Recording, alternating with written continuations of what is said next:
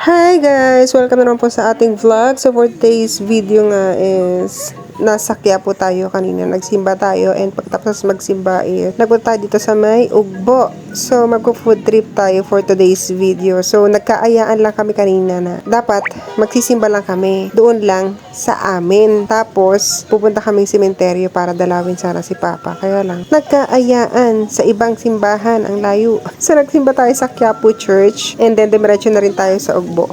Pero pumunta muna tayo sa sementeryo bago tayo nagpunta ng Quiapo Church. So, nandito na tayo sa Ugbo. So, titignan natin kung ano yung makakain natin dito na bago sa atin. No? So, bago pa man tayo pumunta ng Ugbo, is marami na tayong mga napapanood na mga nagba-vlog about sa Ugbo. So, nakita na natin na marami ng pagpipili ang mga masasarap na pagkain dito, no? So, ihanda nyo lang din yung mga bulsa nyo. Pero hindi naman siya, hindi naman siya ganun kabigat. Pero, per order kasi is 100 pesos, no?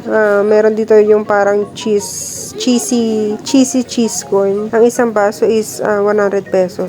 So, kada order is 100. 100 yun, tas 100 din yung coin, parang pancake, yung coin na yon 100 pesos din yun. So, kung ilan kayo. Pero ang ginawa kasi namin, kada order, nagtitikim lang kami para hindi kami mabusog kagad. Kasi nga sa dami nito, bitikim-tikim lang talaga para lahat naman matikman namin ng pare-parehas kaming nakain yung lahat ng nandito, no? So, ganun yung strategy namin para hindi kami mabusog kagad. And matikman namin lahat and hindi rin masyadong butas yung bulsa namin, no? Kaya, ganon. Ganon din yung gawin nyo kung gusto ninyo. Ayan, Bio, sarap niyan. Ito, ayan yung 10 cents na coin. So, marami talagang pagpipilian dito. Ihanda nyo lang talaga yung tiyan nyo. Kasi sigurado mabubusog kayo. Yan, 100 pesos yan. So, yun, kada rito, yan, 120, 100. Yan yung mga pricing nila. Tapos, kumain kami dito sa may isang parang mga seafood siya. Ang sarap nung nila. Meron silang nagustuhan doon yung parang maliliit na ano bang tawag doon? Basta yung maliliit na nasa shell. Sarap na sarap sila doon. Ako kasi bawal ako sa malansa. Good luck sa mga pangangati. Kaya hindi ako nakakain ng malansa. So, ayun. Tapos, meron din dyan. Ano ba yung binili namin isa? Ice cream na may flavor na Hershey's, Stella, ganon. Toblerone, Ferrero. Pipili kayo kung anong gusto nyo. Tapos 100 pesos din yun siya. So, ayan, ang dami ring tao dito, no? Mahihirapan din naman kayo maghanap ng parking lot dito kasi maraming ang tao. So, kami nakapag-park kami sa may Dali ata, sa may tabi ng 7-Eleven. Doon kami nakapag-park. So, magbibigay na lang din kayo sa mga parking attendant doon. Kasi nga mahirap din maghanap ng parking dito.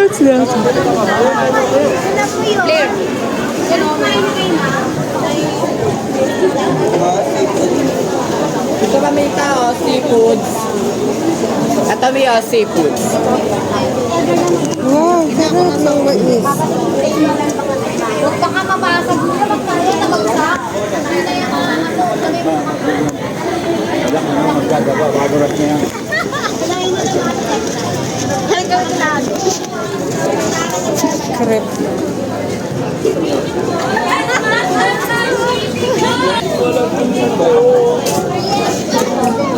Yes, Master Francis. Yes, Master Francis.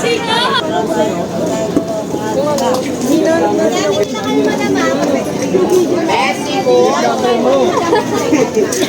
Kain kayo. Naka-exercise. Muslim seafood. Very tumatanda na tayo.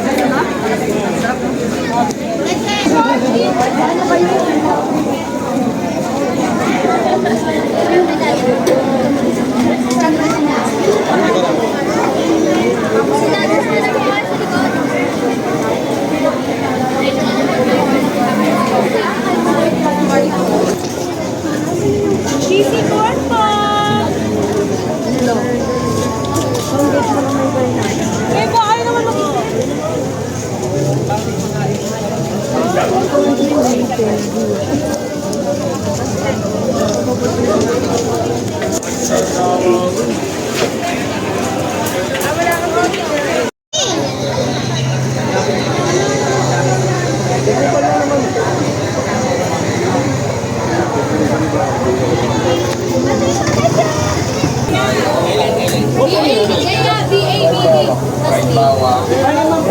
Siyang na butterfly, isang bangus. Balis ko.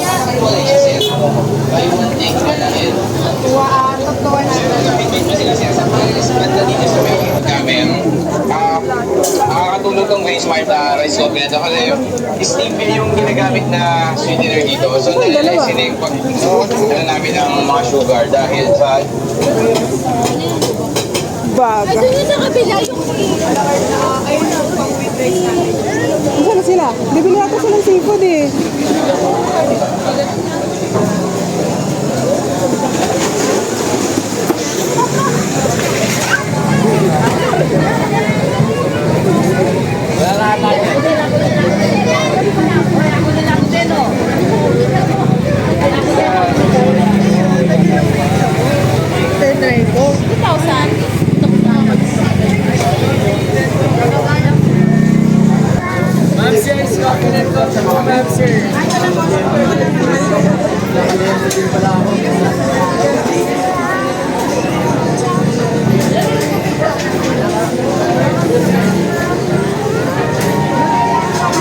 Ha?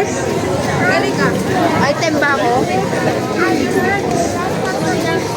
Opo. So, ihanda nyo lang din talaga yung mga paa nyo, no? Kasi sobrang malayo-layo yung lalakarin nyo. Kasi sa dami ng mga stall na nandito, hindi nyo mapapansin na sobrang haba na pala ng nilakad ninyo. So, dito kami kumain. Ayan, no? Ayan, masarap yan. So, dito kami kumain. Pumesto kami sa taas nila. And ayan, makikita nyo, pakalawak niyan. So, ayan siya. So, thank you again for watching, guys. And see you again sa aming next vlog. Bye!